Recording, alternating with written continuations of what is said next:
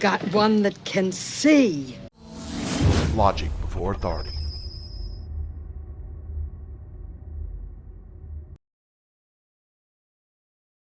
Hi guys, this is Daniel Alexander Cannon here on Logic Before Authority. Today we are going to read and discuss the last two, number 3 and 4 of the 4 agreements from the book, The 4 Agreements. This book can be acquired by just simply doing a Google search for The 4 Agreements and then type it in. Hit a space and then type .pdf.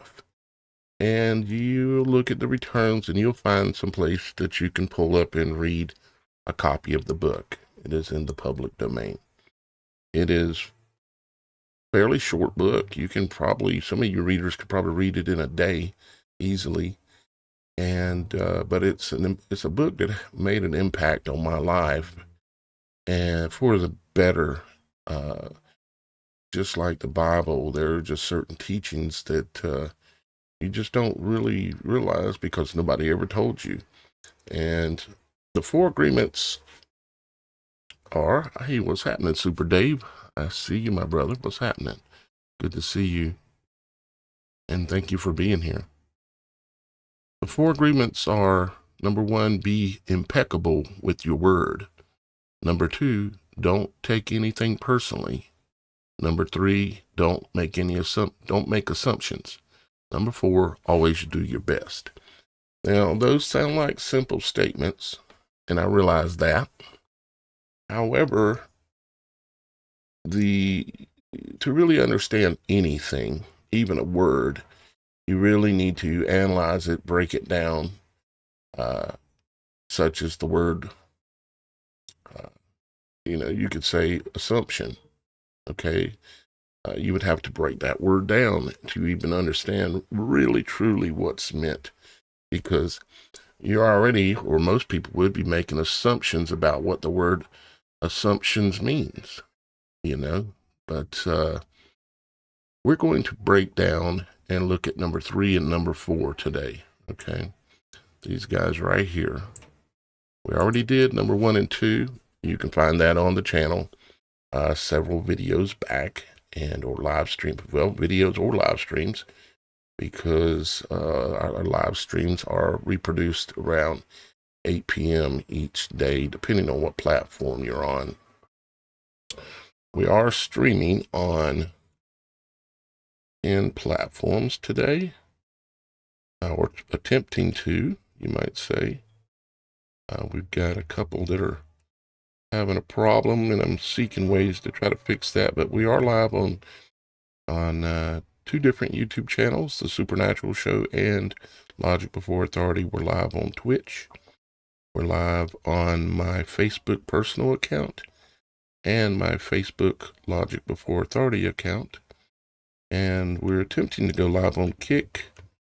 BitChute is live. And Trevo, which is a new platform. We are live on Trevo as well. We're live on Odyssey, although it seems to be having a little bit of a problem. DLive is live.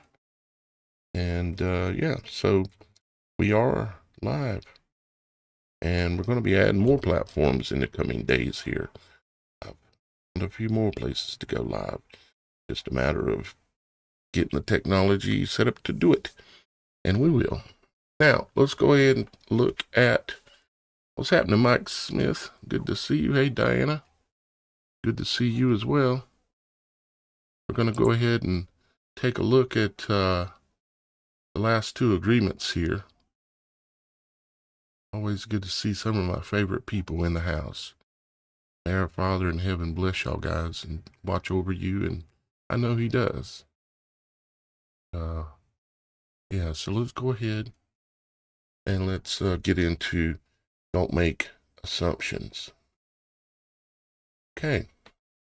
Now, you would really want to read this entire book, because even though I've read the first 2 assumptions and some of the introduction, I did not read this whole book to you and will not read this whole book to you. but I'm going to read enough where I feel like we've done a pretty good job at making a point and showing what there is to be seen here, okay? So the third agreement is don't make assumptions. We have the tendency to make assumptions about everything. The problem with making assumptions is that we believe they are the truth. You see, you're making an assumption. You're thinking, oh, I know what's going on there. And you think you do because you think you already know a truth related to what you're making the assumption about. Anyways, it says, we could swear they are real. We make assumptions about what others are doing or thinking. I know why they did that. They're doing this and they're working against me. And I'm going to get them back. And I'm going to do this. And then you go out and you do that thing. And maybe you were wrong all along. Yet you've already done something, or you've taken an action, or maybe you've taken it personal. And as we know, we are not to take anything personal. Okay. All right, let's keep going. I'll try not to interrupt as much if I can. We could swear they are real. We make assumptions about what others are doing or thinking. We take it personally. Then we blame them and react by sending emotional poison with our word. That is why whenever we make assumptions, we are asking for problems. Yep, absolutely. We make an assumption, we misunderstand. We take it personally. We end up creating a whole big drama for nothing. Now, we were raised, all of us were, and everybody made assumptions, and the television taught us to make assumptions. But we have to break that agreement that we've made in the past, guys. All the sadness and drama you have lived in your life was rooted in making assumptions and taking things personally. Take a moment to consider the truth of this statement. The whole war of control between humans is about making assumptions and taking things personally. Our whole dream of hell is based on that. We create a lot of emotional poison just by making assumptions and taking it personally, because usually we start gossiping about our assumptions. Remember, gossiping is the way we communicate to each other in the dream of hell and transfer poison to one another. You know how people like to talk to people. They like to tell other people what they think is going on. They gossip, and this is the use of black magic. All right, let me continue. It's black magic. It's the use of your tongue, which is a sword, and it can destroy or it can create, depending on how you choose to use it. Because we're afraid to ask for clarification, we make assumptions and believe we are right about the assumptions. Then we defend our assumptions and try to make someone else wrong. You know, when you made an assumption, for instance, and you take an action, and then you're trapped in your belief, right? You've taken this action, you're trapped in the belief, and now it's personal, and you have to defend your action. Oh, I'm definitely right. They were doing this, or they were thinking this, or they did that. I know it was them. They had to be them. There was no other answer, right? And then you get trapped into having defended it. And then when you get trapped to having to defend it, there comes up drama. There comes up all kinds of things, right? Chaos. My toady in the human mind creates a lot of chaos, which causes us to misinterpret everything and misunderstand everything. We only see what we want to see and hear what we want to hear. We don't perceive things the way they are. We are the habit of dreaming with no basis in reality. We literally dream things up in our imaginations because we don't understand something. We make an assumption about that meaning or about the meaning. And when the truth comes out, the bubble of our dream pops, and we find out it was not what we thought it was at all. I could give you an example of politicians. They tell you all these things, and they promise all these things, and they build up this whole magic personality, cult of personality thing where you want to believe in them, and then you've taken that step to believe in them. You've maybe made donations, you've maybe shared comments on Facebook or comments to your friends in person, and then you're invested because you made the assumption that that person was telling the truth, would do what they said, but now you're invested in their lie, in their delusion, and you have to defend it now. And that's another example of how we really get in trouble, and how they use the mastery of word and knowing people are going to take things personally, knowing things people are going to make assumptions, and they manipulate us because of these. They know that these are built into societal thinking because, well, they did it. An example, you were walking in the mall and you see a person you like. That person turns to you and smiles and then walks away. You can make a lot of assumptions just because of this one experience. So you're walking in the mall and you see a person you like. The person turns to you and smiles and then walks away. So with these assumptions, you can create a whole fantasy, and you really want to believe this fantasy and make it real. A whole dream begins to form just from your assumptions, and you can believe, oh, this person really likes me. In your mind, a whole relationship begins from that. Maybe you even get married in this fantasy land, but the fantasy is in your mind, in your personal dream.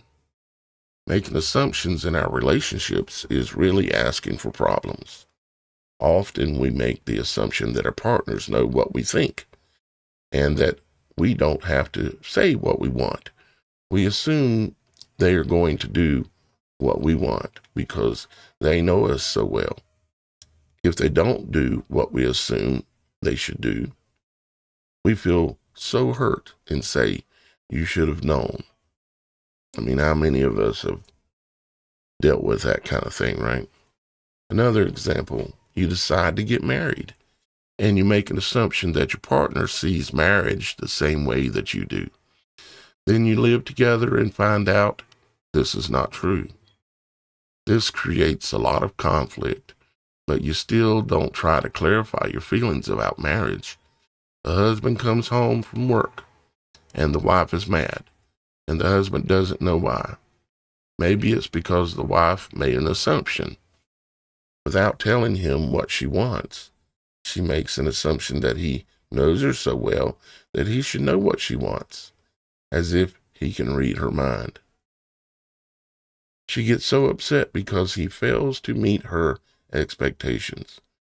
Making assumptions in relationships leads to a lot of fights, a lot of difficulties, a lot of misunderstandings with people we supposedly love.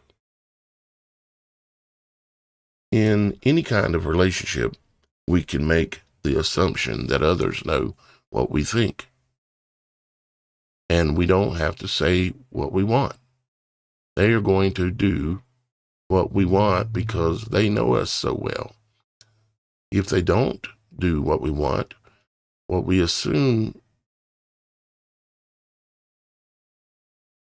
if they don't do what we want, what we assume they should do, we feel hurt and think, how could you do that? You should know. Again, we make the assumption that the other person knows what we want. The whole drama is created because we make this assumption and then put more assumptions on top of it. It is very interesting how the human mind works. We have the need to justify everything, to explain, understand everything, in order to feel safe. We have millions of questions that need answers because there are so many things that the reasoning mind cannot explain. It is not important if the answer is correct. Just the answer itself makes us feel safe. This is why we make assumptions. If others tell us something, we make assumptions. If they don't tell us something, we make assumptions to fulfill our need to know and to replace the need to communicate. If we want to hear something and we don't understand, even if we hear something and we don't understand, we make assumptions about what it means and then believe the assumptions. We make all sorts of assumptions because we don't have the courage to ask questions. These assumptions are made so fast and unconsciously most of the time. This is why it's really, really important to, in the beginning, when you're trying to stop yourself from making assumptions and taking things personally and so on, you really have to over and over and over and over stop yourself. At least I did. I was a slow learner, okay? And I had to stop myself. And still do. I still do it even today. That's why it's so important and why this book had a major impact on my life and improving it and improving my relationships. Even dealing with y'all guys in the audience, it has helped me, such as always do your best. I do always do my best when it comes to my work. Never take anything personal. I don't, because if I read the comments of every video and took everything personal that was in there, I would be a mess, And I don't make assumptions too, because especially in texting or in messages in the comments, it's really easy not to get the emotional implications of really what the person means. And on top of that, you don't know the person at all or very little, and it can cause major problems. And so I don't take things personal, and I try not to make assumptions, and I do stop myself. So we have agreed that it is not safe to ask questions. We have agreed that if people love us, they should know what we want or how we feel. When we believe something, we assume we are right about it to the point that we will destroy relationships in order to defend our position. There's a saying. The saying is, it's easier to fool a man than convince a man he's been fooled. That goes right back to when we believe something, we assume we are right about it to the point we will destroy relationships in order to defend our position. Think about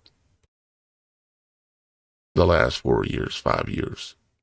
And I went to a doctor a while back, just I needed a little bit of antibiotics for my leg that injured, which is doing way, way better now.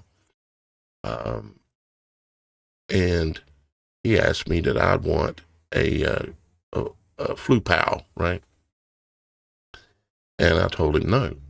And then he comes back a minute or two later and he says, why is it that you don't like to get flu pals?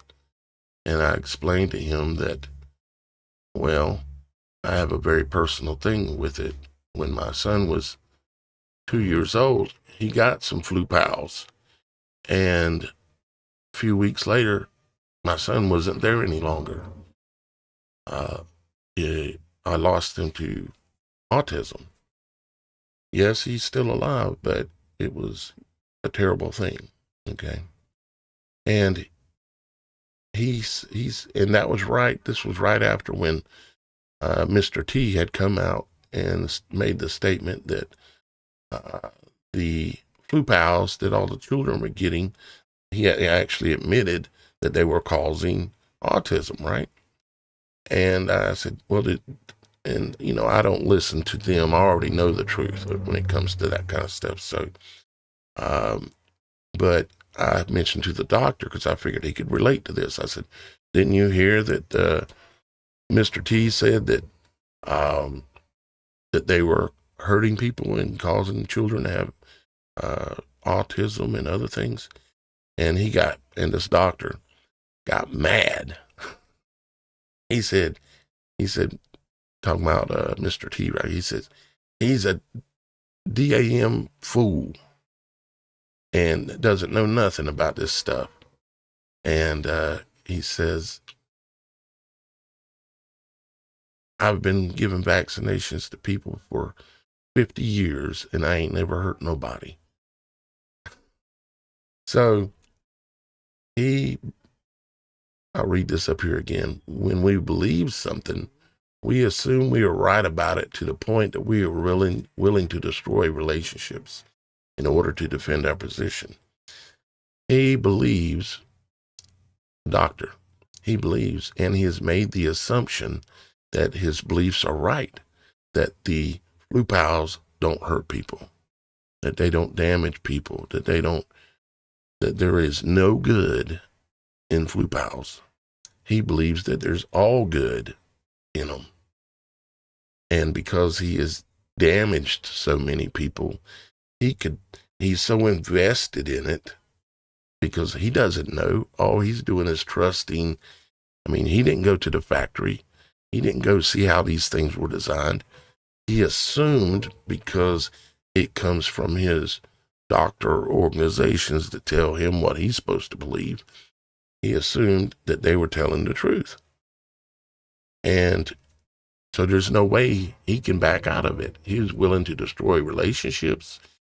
He was to the point, he was so mad that I could have walked out and been mad at him, but I didn't take it personal, see, because I knew what he had done. I knew that he had made assumptions and believed the lies that were told to him. So yes, he's a victim too, but he is a member of the Red Horse. The White Horse, which is the people who wear the white robes, all the doctors, all the people, scientists and the pharmacists and the CDC members that wear those white clothings. And they are the White Horse. And then the Red Horse comes and says that he will cause them to kill each other. And the White Horse turns red with blood. And that's exactly where he's at. But he's so far into it now, it would break his reality and probably break his soul almost, to get out of it. So there's no way he's likely coming out, even though I tried to talk some sense to him. All right, so let's keep going. We make the assumption that everyone sees life the way we do. We assume that others think the way we think, feel the way we feel, judge the way we judge, and abuse the way we abuse. This is the biggest assumption that humans make. And this is why we have a fear of being ourselves around other people. Because we think everyone else will judge us. Yeah, that fear or consciousness of worrying about what other people think, that should be like the fifth agreement.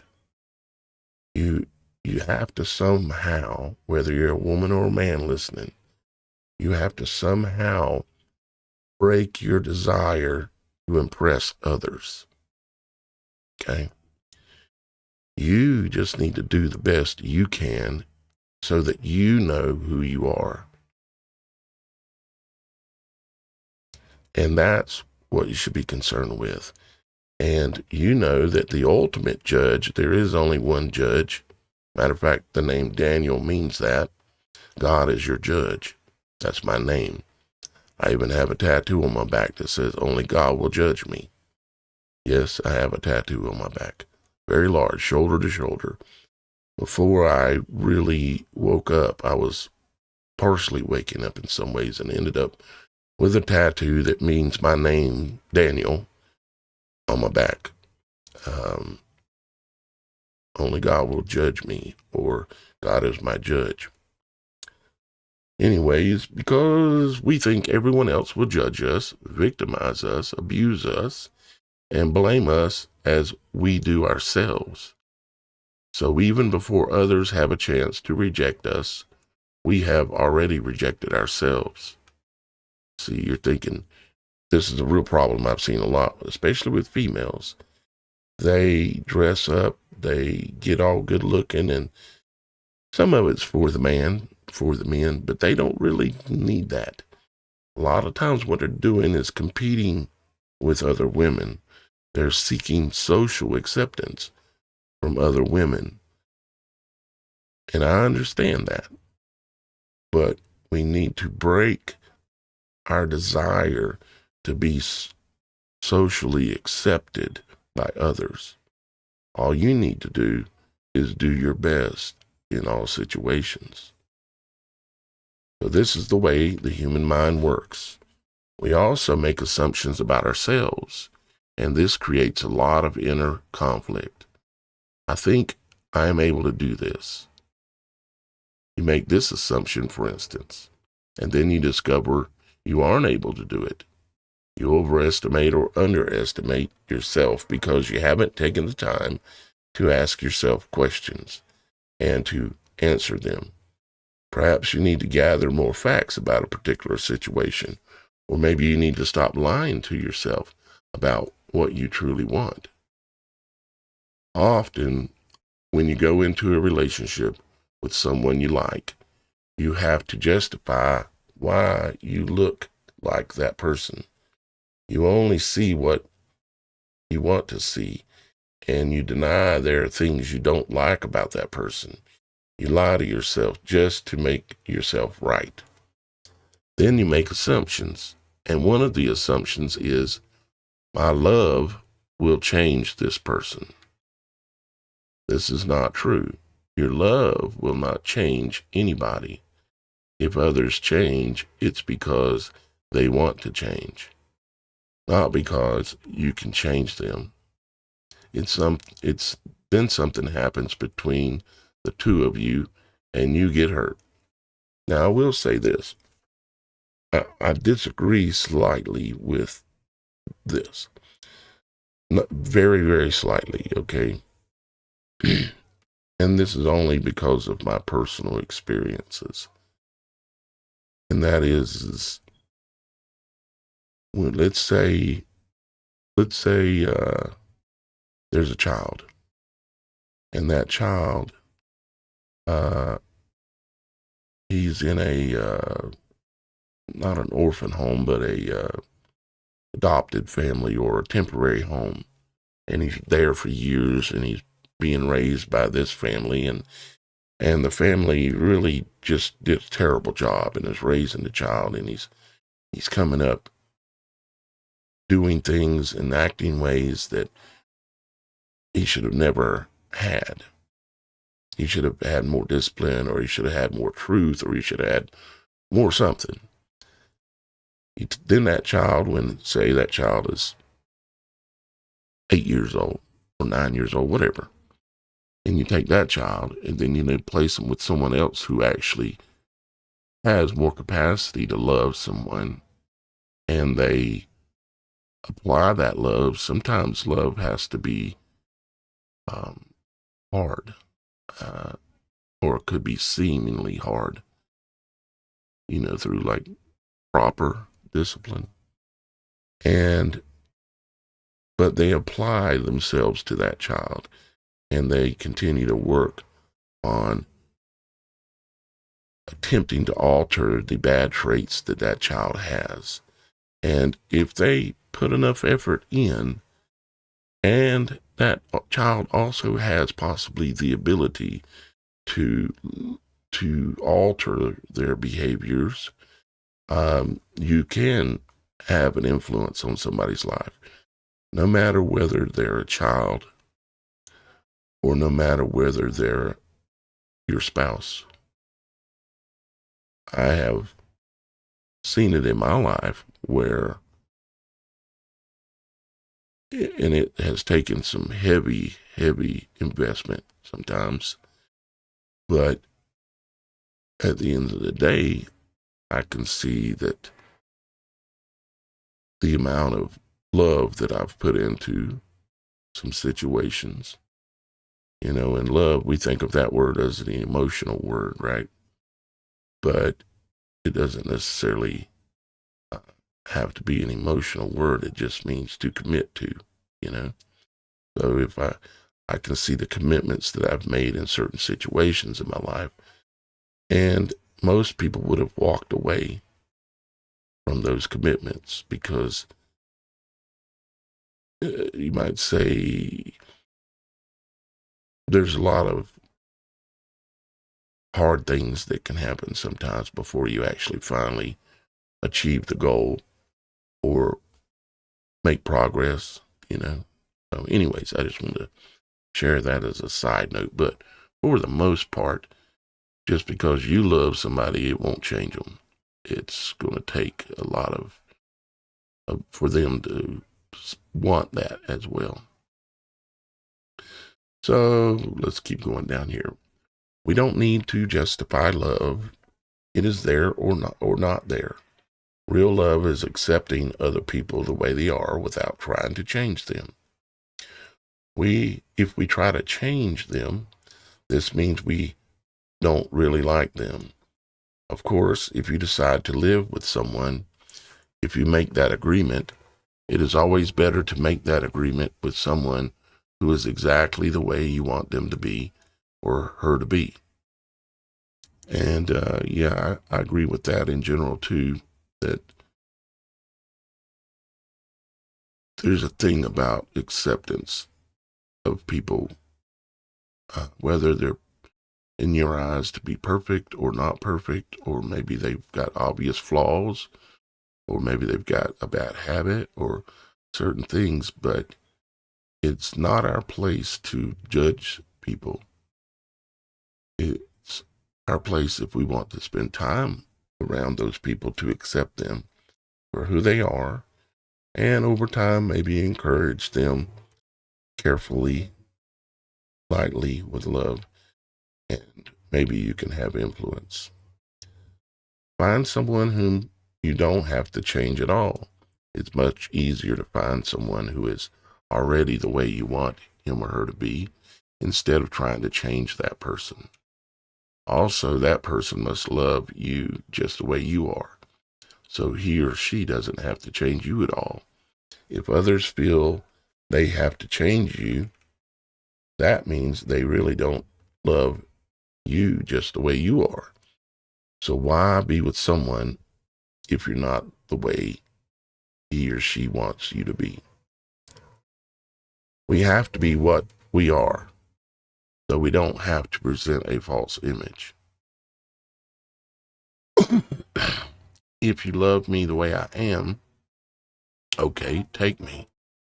If you don't love me the way I am, okay, bye-bye. Find someone else. It may sound harsh, but this kind of communication means the personal agreements we make with each other are clear and impeccable.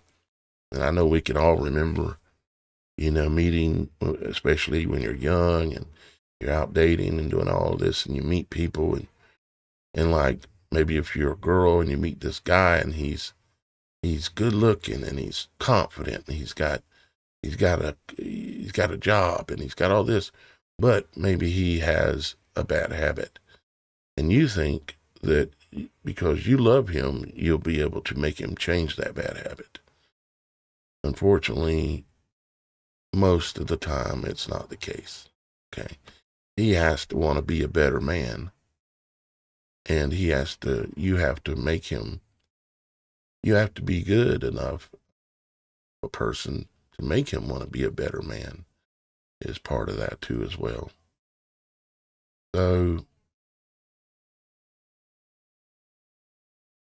just imagine the day that you stop making assumptions with your partner and eventually everyone else in your life.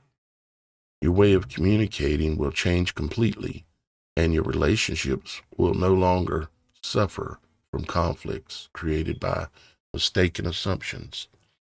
The way to keep yourself from making assumptions is to ask questions. Make sure the communication is clear. If you don't understand, ask. Have the courage to ask questions until you're clear as you can be.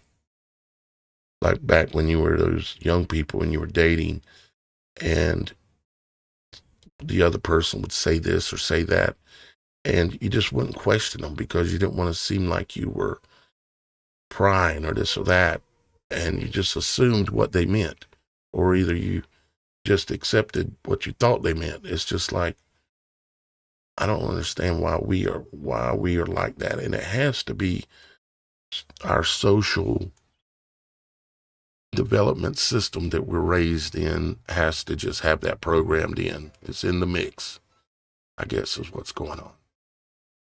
So, and then you do not have to assume you know all there is to know about a given situation. Once you hear the answer, you will not have to make assumptions because you will know the truth. Also, find your voice to ask for what you want. Everybody has the right to tell you no or yes, but you always have the right to ask. Likewise, everybody has the right to ask you, and you have the right to say yes or no. If you don't understand something, it is better for you to ask and to be clear instead of making assumptions. The day you stop making assumptions, you will communicate cleanly and clearly, free of emotional poison, without making assumptions. Your word becomes impeccable. So I hope, and again, I'm not reading it all, okay? But I hope that gives you some things to think about, and I encourage you to go ahead and go back and read the rest of this book. It's a book that you really, it's like the Bible in a way, where it may need to be read, at least some of it, multiple times. And like I said, the first time I read this book was like 15 years ago. So, all right. So now we're moving on to agreement number 4. Let me check in with you guys and see what you're doing. Aha. Olivia is in the house. What's happening, Olivia? Jim Miller, what is up?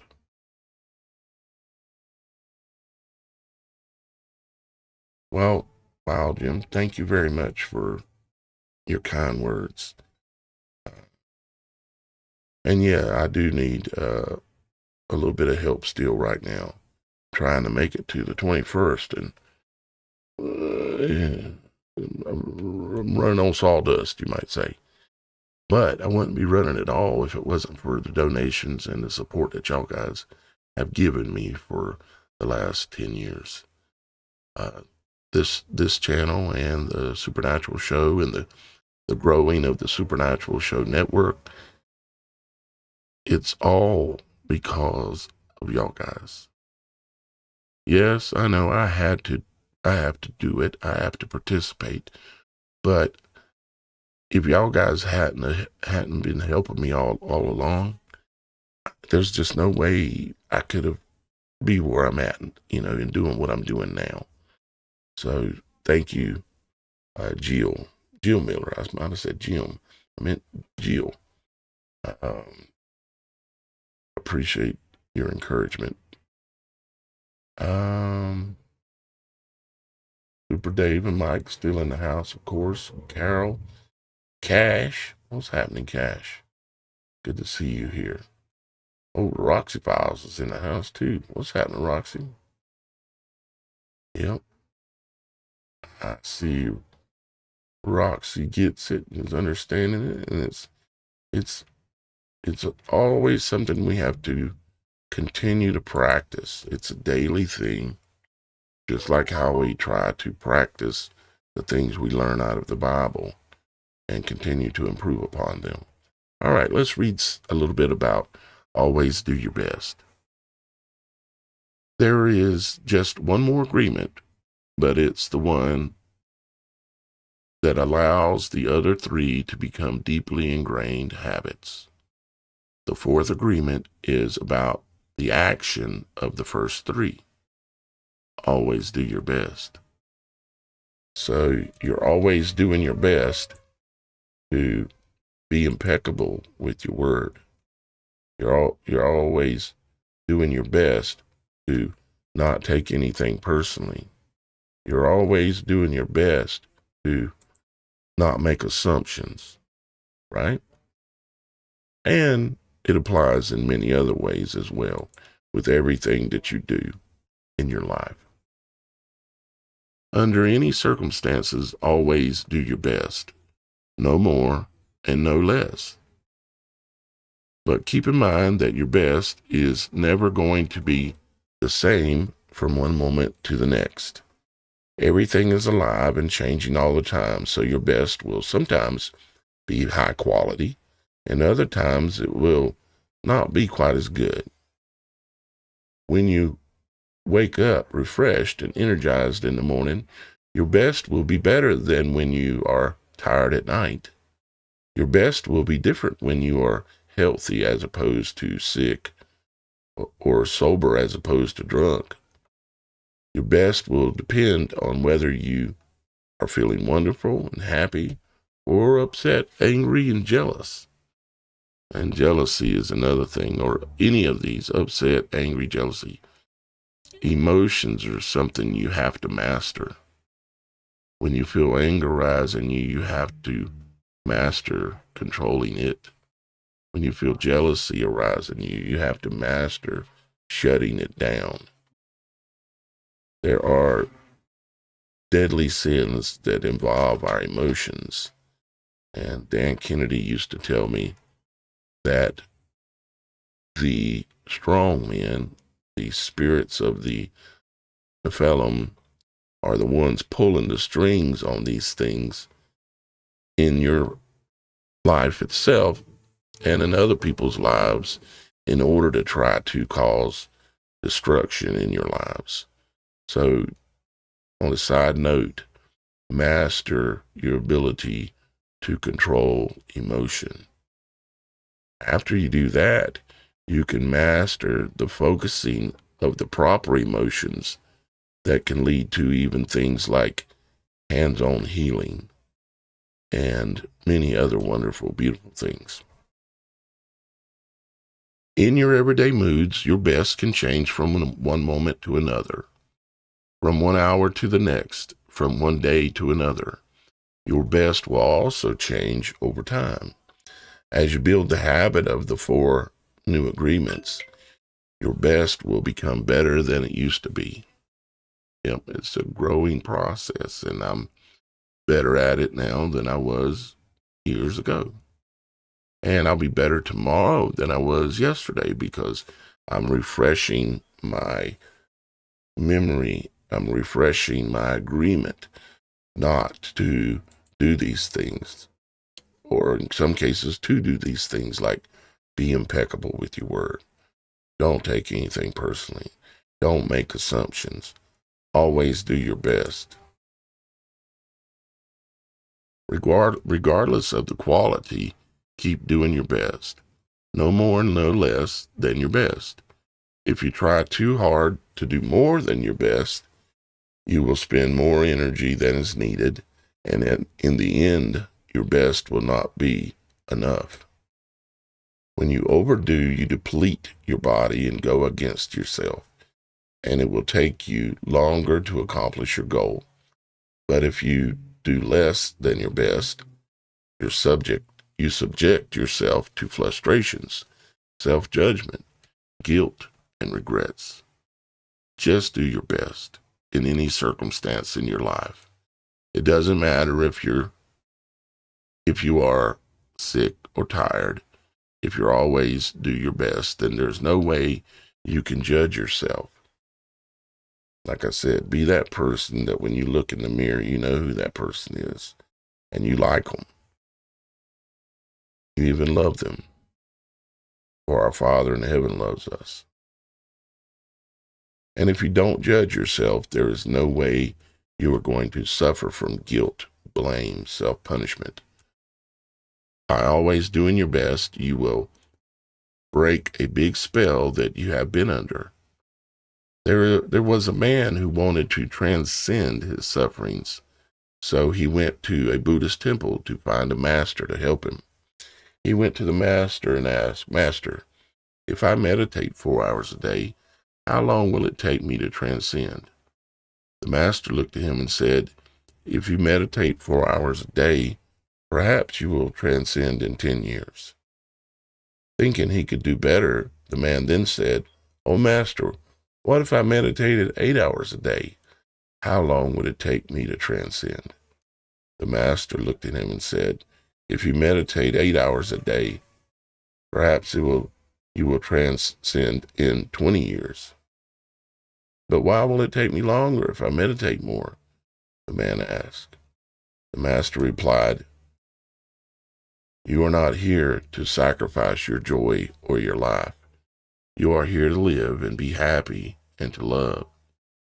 If you can do your best in 2 hours of meditation, but spend 8 hours instead, you will only grow tired, miss the point, and you won't enjoy your life.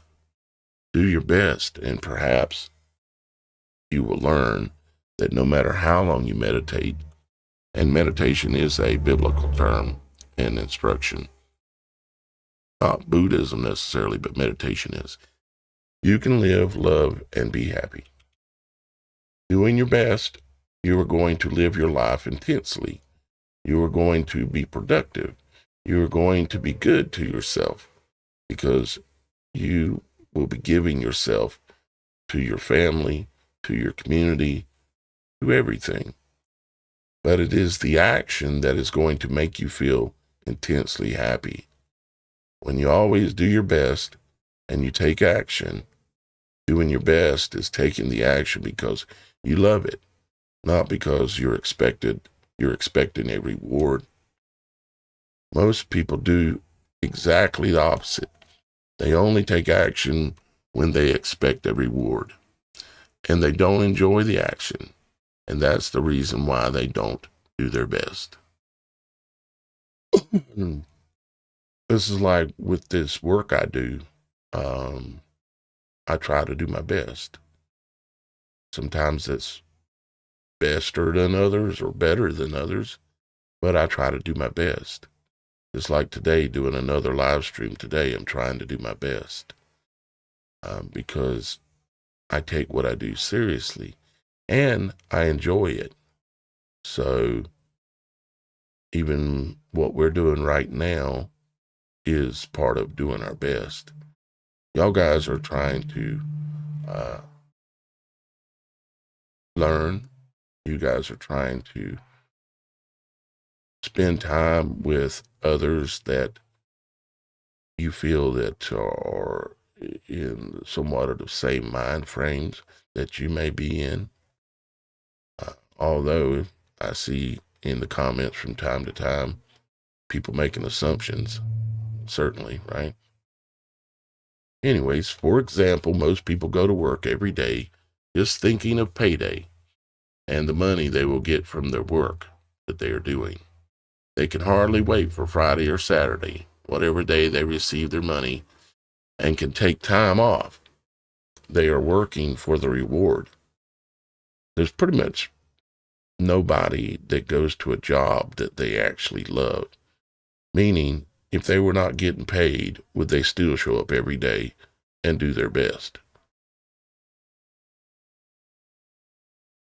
That actually has a lot to do with why I do what I do. And it's because I don't do it for money. Yes, I have to survive in this world just like everybody else. Unless I want to go live in the woods and live that type of life, but I can't do this work that Father has put on my heart. I can't do that there. I could be selfish and go hide. I could be afraid and run away, but I don't. I do what I like to do. I do what I love to do, no matter how much money comes my way.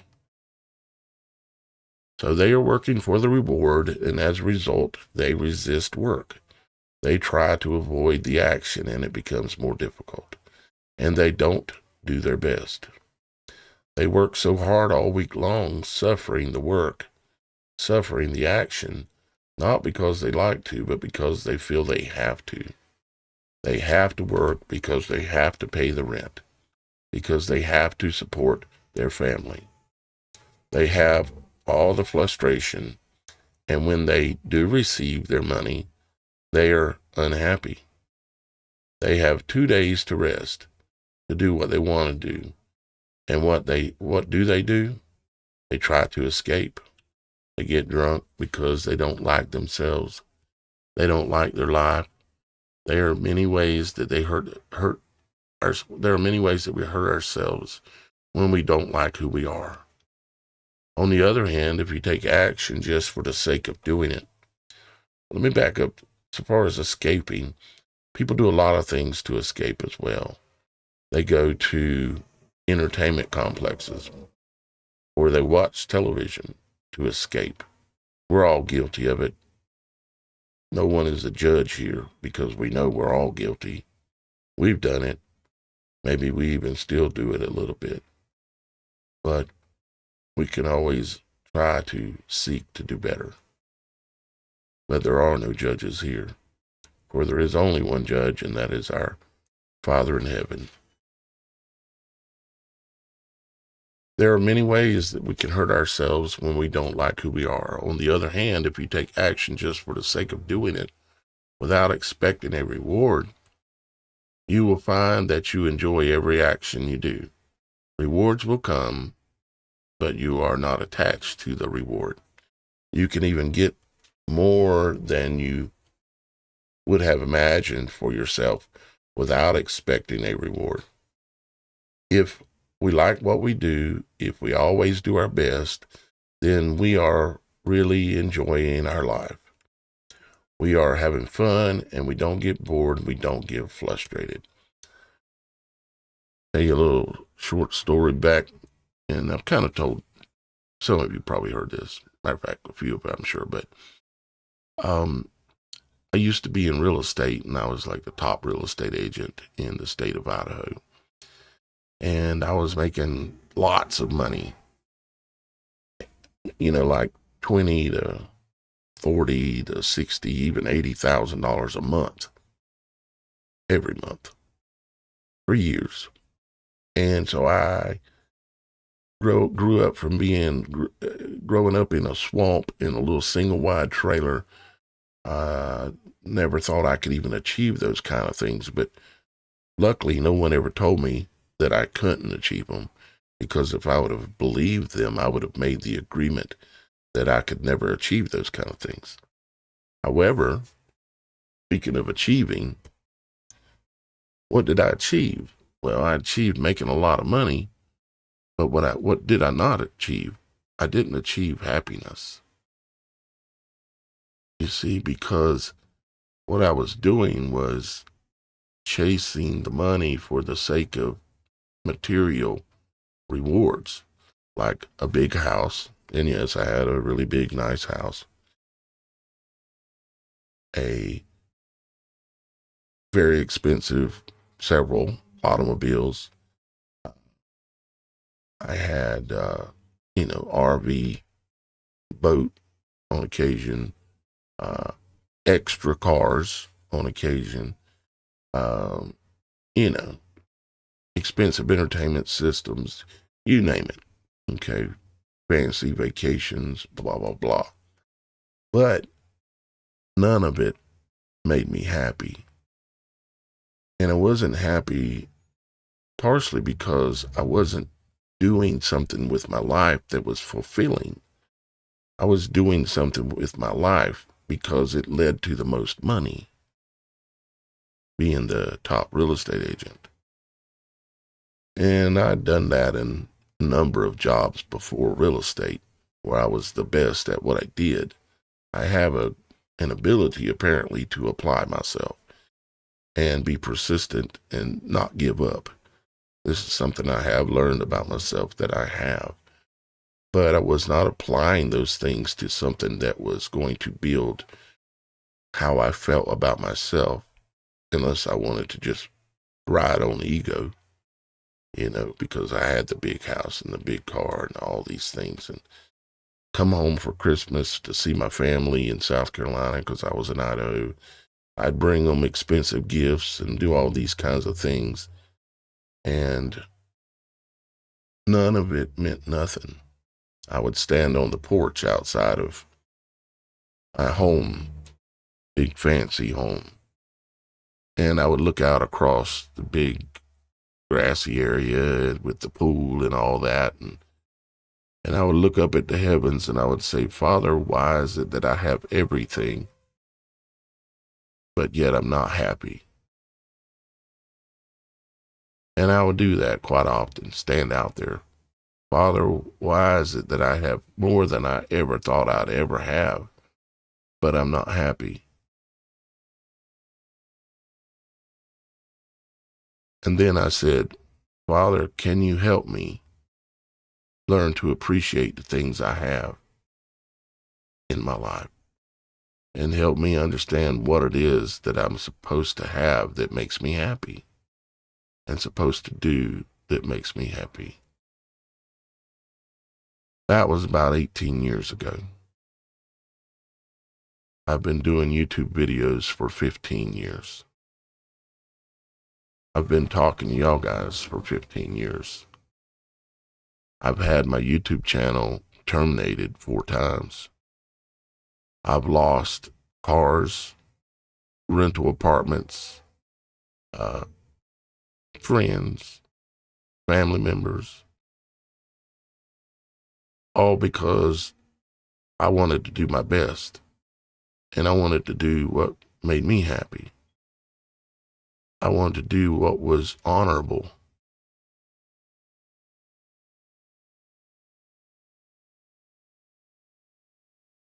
It's just what I chose to do.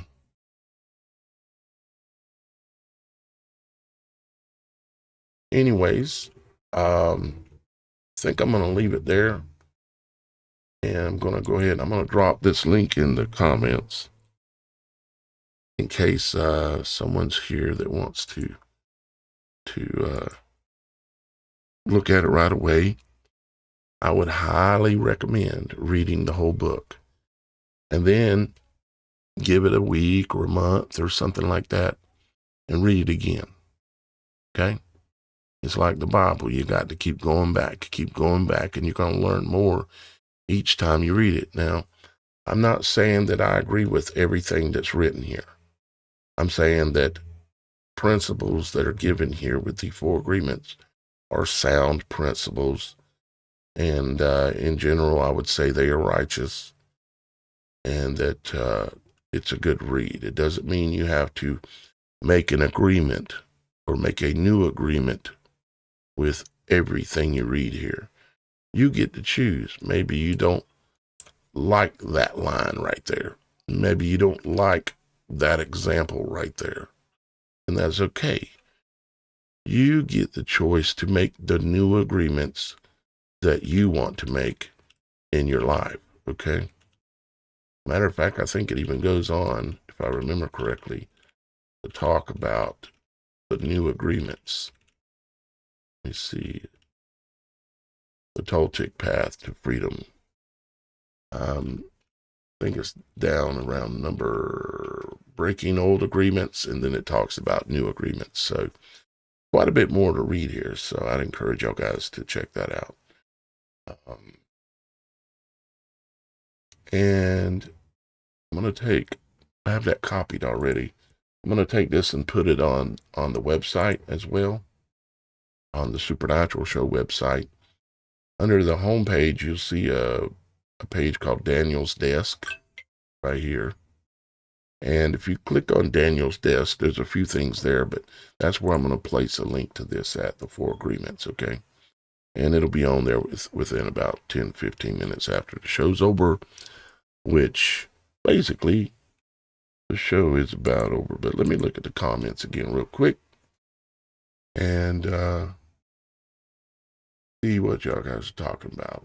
Like Roxy's been chitter-chatting, and Olivia and Carol, and there's the link that I shared with y'all guys, of course, and Diana. I'm glad you understand, Diana. I hope these things help y'all guys. You find comfort through these things. And I also hope that y'all guys, and I'm going to try to explain it more in the better, in the near future about the foundation, the Supernatural Show Foundation. You see, I already know that y'all guys are not people who do subscriptions. Okay? I'm aware. But if I am going to build a network that I'm literally calling the body of Christ, loosely it's called the Supernatural Show Network, but build the body of Christ, which was prophesied about by Jesus Christ himself, we have to come together, and in one way or another, we all have to try to contribute. Some of you can contribute time. Some of you can contribute effort. Some of you can be a host of a show. Some of you can do other things. And then some of you can contribute a donation once a month that helps the overall everybody else and helps the whole thing go. And in the short term, helps me survive because I don't have income. I don't do work. I don't do things that don't make me happy. I do this. And yes, I know it was a choice, and it is a choice. I chose, or maybe Father chose it for me, but I just finally heard. But whichever way it is what it is. All right. Well, I love you guys, and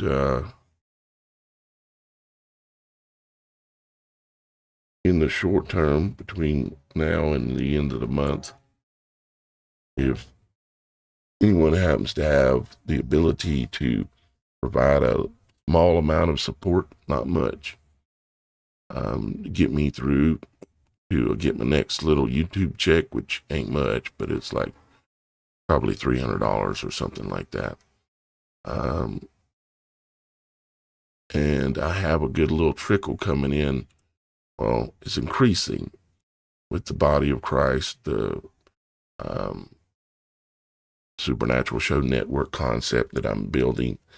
The trickle is increasing, and on the extra for the Supernatural Show that I showed y'all guys yesterday, the extra shows the names of the people who have placed a brick block or cornerstone. And in fact, I'll show that to you again here real quick for you new guys, and to help y'all guys understand better exactly what I'm talking about when it comes to the Supernatural Show Network, and more specifically the foundation that will allow us to be able to go after the growth that I envision that we're going to be doing. Okay? And then after that, I'll transition to the extra for the show. I love you. Thank you for your help. May our Father in heaven see what we're doing. Talk to you real soon again. Matter of fact, tomorrow, the Supernatural Show. And I think Roxy and Shannon are going to be live later on this evening around 7:30 Eastern time, I think. Okay? Bye-bye for now.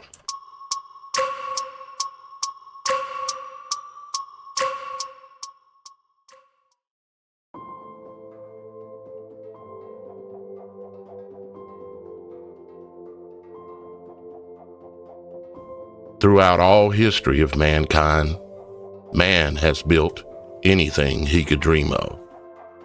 Achievements that seemed impossible then and even now. Sometimes against extreme odds and adversities. Yet, if man believes hard enough and has faith in his hands and in his mind, he can move mountains. He can achieve anything. Yet, not alone. He must have others that believe in his dream. Others to help build the impossible. Some will always say, "You can't do that. Not now, not here." Yet, with faith and perseverance, that man will find his people. He will find those too that are brave enough to dare to cut against the grain, to swim against the current of the waters, to build what others will mock and gnash their teeth as they see it rising from the dust of the earth. As they see the foundation go in, brick by brick, it shall be laid. Sweat, tears, and a few drips of blood mixed in with the dust and the clay. Another man once had such a dream. Jesus Christ had just that kind of dream. To speak and deliver a message to the entire world. Not just in the time that he walked this land, but a message that would echo throughout lands and times, landing upon our ears even today. How many did not believe in his dream? How many thought that he was pretending to be something he was not? How many wanted him to fail? Yet, he did not fail. Why? He gathered a core group of people that believed in him and believed in his words, works, and the fruits thereof. He built a solid foundation of supporters, and upon that foundation, he raised a temple built without hands, called the body of Christ. We at the Supernatural Show Network know that we wrestle not against flesh and blood, but against principalities, against powers, against the rulers of darkness in this world, against spiritual wickedness in high places. And yes, we have just such a dream to build, and it all starts with you. The foundation, shod with the gospel of peace. The placing of the symbolic bricks, blocks, and cornerstones. Each one held symbolically in place by great belief and faith that what is being built here is righteous and faithful. Once the foundation is laid, brick by each of you, then we will raise the symbolic walls girt about with the truth. And then we will all begin to thrive successfully. We will then place the trusses above our heads, in which we have trust and faith that their strength will hold back the fiery darts of the wicked and withstand the evil day, having done all to stand. From the laying of the first bricks, blocks, and cornerstones held in place by the chosen ones, and during the raising of the walls to laying of the trusses, we shall empower the sword of the Spirit, which is the word of God. We shall open our mouths boldly and make known the spirit of the gospel. If you trust in us and we trust in you, the gospel of truth will be heard across all of the lands and upon all of the ears. This dream will be built without hands, just as Christ proclaimed, for we strive to build this dream upon words of truth, words of righteousness, bringing together the great truth seekers and speakers from across the world, standing finally together as the prophesied body of Christ. Now stand, pick up and place thy brick, block, or cornerstone, and hold it fast in place with faith, knowing that thy will maintain the strength to hold it in its righteous place. Knowing that you are part of the supernatural dream, to build a network and work shoulder to shoulder until we all reach our lofty goals. To let every ear that can hear to hear. We strive to have truth tellers speaking in every tongue, in every language, and every day and night. One unified voice speaking peace and truth across one unified network, the Supernatural.Show network. It's time. No more division. No more, there's nothing I can do. No more, I am alone. It's time to take each of our places in destiny. Welcome to the body of Christ.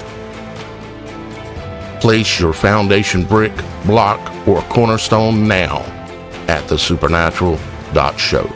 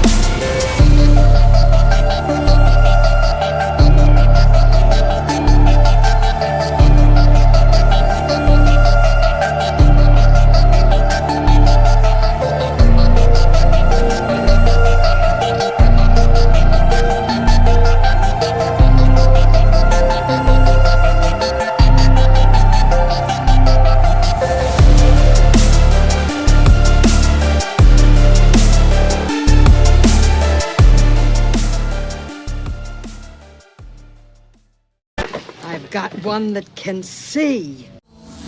Logic before authority.